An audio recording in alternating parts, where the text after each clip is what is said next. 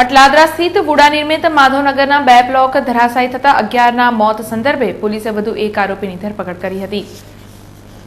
અટલાદરા ખાતે વુડા નિર્મિત ગરીબ લાભાર્થીઓ માટે બનાવાયેલ માધવનગરમાં ગત 28મી ઓગસ્ટે 2 બ્લોક ધરાશાયી થતા તેમાં 11 રહીશોના ઘટના સ્થળે મોત નીપજ્યા હતા।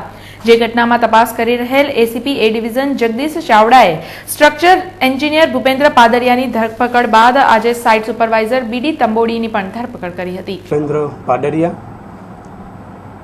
जो स्ट्रक्चरल एंजीनियर है અને તંબોડી જે તે સમયે સાઇટ સુપરવાઇઝર તરીકે ફરજ બજાવતા હતા।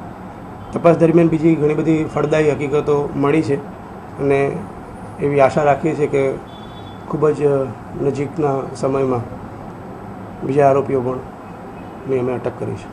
ચારના નામ બીજા બી આવ્યા છે, અટકાયત કરી છે?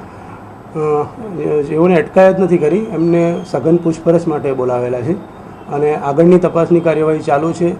એમાંથી ઇન્ટ્રોગેશન દરમિયાન કંઈ પૂછપરછ દરમિયાન કંઈ પ્રગતિ થશે તો નજીકના ભવિષ્યમાં એમની પણ અટકાયત કરવામાં। હાલ એક આરોપી રિમાન્ડ ઉપર છે, ભૂપેન્દ્ર પાદરિયા, જેના 3 દિવસના રિમાન્ડ મહેરબાન કોર્ટે મંજૂર કરેલા છે અને જે તંબોડી સાઇટ સુપરવાઇઝર છે એમની અટક કર્યા પછી એમના રિમાન્ડ માટેની કાર્યવાહી ચાલુ છે। રિમાન્ડમાં તંબોડી જે છે એમનો સમગ્ર સુપરવિઝન દરમિયાન શું રોલ છે, મટીરિયલ ચેકિંગમાં એમનો શું રોલ છે, એમનું સુપરવિઝન જે છે એમાં કેટલા લૂપહોલ્સ હતા, આ બધા જુદા જુદા મુદ્દાઓ જે છે એને ધ્યાનમાં રાખી અને આગળ ઉપર પોલીસ કાર્યવાહી કરશે। નહીં, 4 જે છે એમની અટકાયત નથી કરેલી, એમને પૂછપરછ માટે બોલાવ્યા છે અને ફરી એકવાર એમને સમન્સ પાઠવીને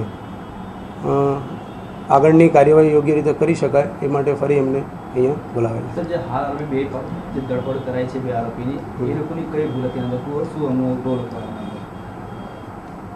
જસ્ટ અમને રિમાન્ડ ગઈકાલે સાંજે રાત્રે જ મળ્યા છે, એટલે હવે એની રિમાન્ડ દરમિયાનની કાર્યવાહી દરમિયાન જે કંઈ હકીકતો બહાર આવશે એના આધારે અમે નિષ્કર્ષ ઉપર આવી શકીએ। કુલ આરોપીઓ જે છે એ સરકારી અને અર્ધ સરકારી કર્મચારીઓ એ મતલબનો ગુનો દાખલ થયેલો છે। પછી તપાસમાં જે પણ કોઈ નીકળશે કોઈ ચોક્કસ આંકડો અત્યારે કહી શકાય એવું નથી, પણ એ આંકડો વધી પણ શકે છે।